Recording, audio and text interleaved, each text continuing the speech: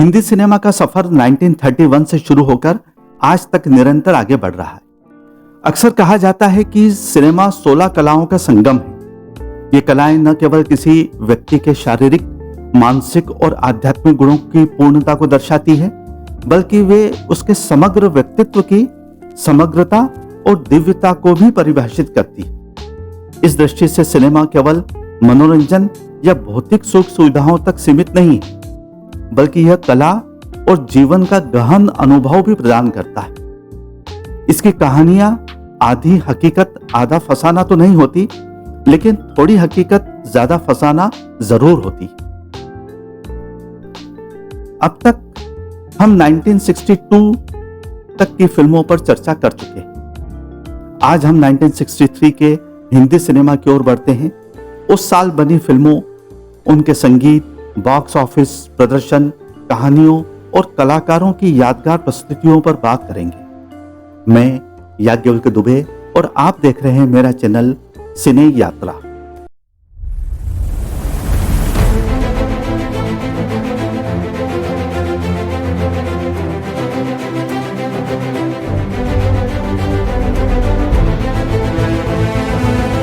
सन 1963 में कुल 90 फिल्में प्रदर्शित हुई। यह वर्ष विशेष रूप से नायिका प्रधान फिल्मों के लिए याद किया जाता है। बिमल रॉय की बंदिनी में नूतन ने अपने प्रभावशाली अभिनय से दर्शकों का दिल जीत लिया। बी.आर. चोपड़ा की गुमराह में माला सिन्हा, श्रीधर की दिल एक मंदिर में मीना कुमारी और एच.एस. रवेल की मेरे महबूब में साधना ने स्त्री पात्रों की गहराई को जीवंत किया। इसी क्रम में सत्यजीत रे की महानगर ने शहरी जीवन में कामकाजी महिलाओं की समस्याओं को अत्यंत सजीव रूप से प्रस्तुत किया, जिसमें माधवी मुखर्जी का अभिनय विशेष सराहनीय रहा। लेकिन 1963 केवल नायिकाओं का साल ही नहीं था। इस वर्ष आई आर.के. नैयर की फिल्म ये रास्ते हैं प्यार के। इस फिल्म ने तहलका मचा दिया। वजह थी उसका विषय। यह फिल्म सीधे सीधे मुंबई के मशहूर नानावटी केस से प्रेरित थी, जिसने अदालतों से लेकर चाय की दुकानों तक हर जगह बहस छेड़ दी थी। डाकू प्रधान फिल्मों की श्रेणी में मुझे जीने दो विशेष रूप से उल्लेखनीय रही। इस फिल्म में न केवल डाकुओं के जीवन का यथार्थ चित्रण था, बल्कि सुनील दत्त और वहीदा रहमान के प्रामाणिक अभिनय ने इसे यादगार बना दिया था। संगीत के क्षेत्र में भी 1963 ऐतिहासिक साबित हुआ। पारस मणि से पहली बार संगीतकार जोड़ी लक्ष्मीकांत प्यारेलाल ने प्रवेश किया और अपनी धुनों से श्रोताओं को मंत्रमुग्ध कर दिया। उन्होंने आरंभ से ही यह साबित कर दिया कि वे हिंदी फिल्म संगीत की दुनिया में लंबी पारी खेलने आए हैं।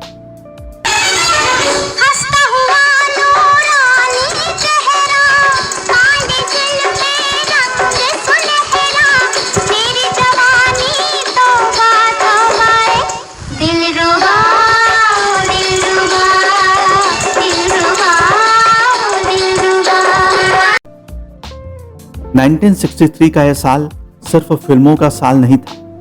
यह वह दौर था जब हिंदी सिनेमा यह कह रहा था, नायिकाएं भी कहानी की धुरी बन सकती है, डाकुओं की दुनिया में भी इंसानियत खोजी जा सकती है और संगीत में नए सुरों का सूरज कभी भी उग सकता है। 1963 हिंदी सिनेमा के लिए यादगार वर्ष रहा। इस साल कई फिल्में न केवल बॉक्स ऑफिस पर सफल रही, बल्कि अपने गीत, संगीत और सशक्त अभिनय से दर्शकों के दिलों में अमर हो गई। इनमें प्रमुख 10 फिल्में इस प्रकार है। सबसे पहले आई मेरे महबूब। साधना की नाजुक अदाओं और राजेंद्र कुमार की रोमांटिक अदाकारी ने नौजवान दिलों को धड़कने पर मजबूर कर दिया। एच.एस. रवेल की यह फिल्म मानो उस दौर की मोहब्बत की पहचान बन गई।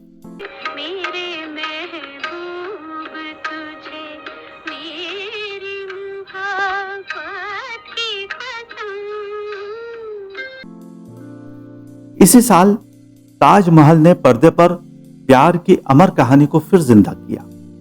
बीना राय और प्रदीप कुमार के अभिनय ने दर्शकों को उस युग में पहुंचा दिया जब शाहजहां और मुमताज की कहानी इतिहास में दर्ज हुई थी। हमें लोग सजा देते हैं, जुर्मे उल्फत पे हमें लोग सजा देते हैं। कैसे नादान है शोलों को हवा देते हैं, कैसे नादान है। नासिर हुसैन ने फिर वही दिल लाया हूं में जॉय मुखर्जी और आशा पारेख के साथ रोमांस का नया रंग बिखेरा। गीत संगीत ने इस फिल्म को युवा पीढ़ी का चहेता बना दिया। मोहतरमा कभी शोला कभी नगमा, इस आपके अंदाज का हाय क्या कहना। अजकबला मोहतरमा कभी शोला कभी नगमा, इस आपके अंदाज का हाय क्या कहना। B.R. चोपड़ा की गुमराह ने रिश्तों की जटिलताओं और भावनाओं की गहराई को अशोक कुमार, माला सिन्हा और सुनील दत्त की अदाकारी से जीवंत कर दिया। चलो एक बार फिर से अजनबी बन जाए हम दोनों, चलो एक बार फिर से अजनबी बन जाए हम दोनों।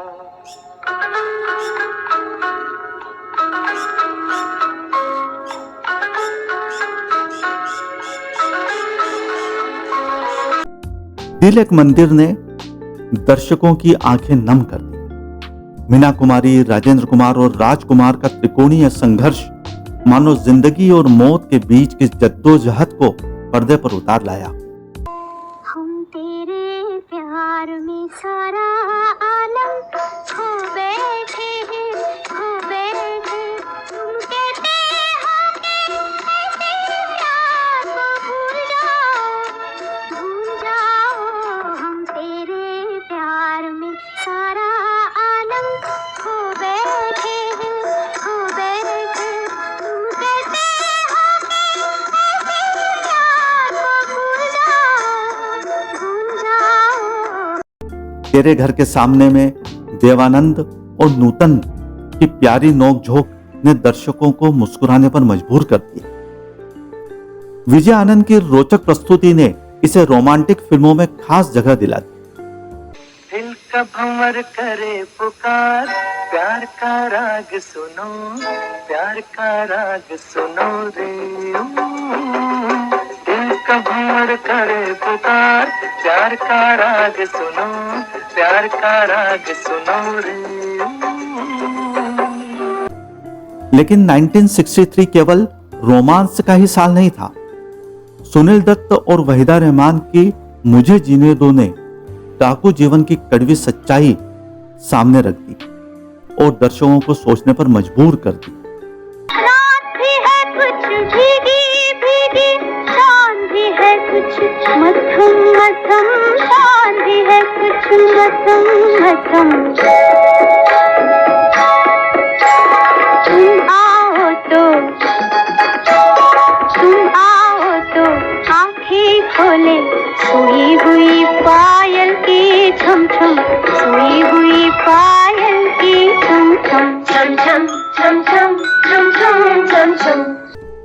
बिमल रॉय की संवेदनशील कृति बंदिनी, जिसमें नूतन और अशोक कुमार ने अपनी अदाकारी से नया इतिहास रचा, आज भी भारतीय सिनेमा का मील का पत्थर मानी जाती है। मोरा गोरा अंग ले ले, मोहे शाम रंग दे दे, छुप जाऊंगी रात ही में, मोहे पी का संग दे दे।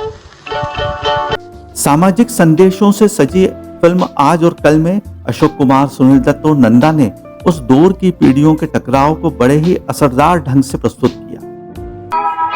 ये वादियां, ये फिजाएं बुला रही है तुम्हें, ये वादियाँ ये फिजाएं बुला रही है तुम्हें, खामोशियों की सदाएं बुला रही है तुम्हें, ये वादियाँ ये फिजाएं बुला रही है तुम्हें।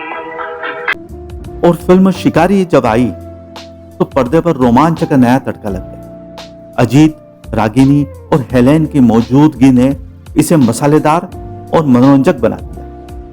चमन के फूल भी तुझको गुलाब कहते हैं, चमन के फूल भी तुझको गुलाब कहते हैं, हमें नहीं है सभी, हमें नहीं है सभी लाजवाब कहते हैं।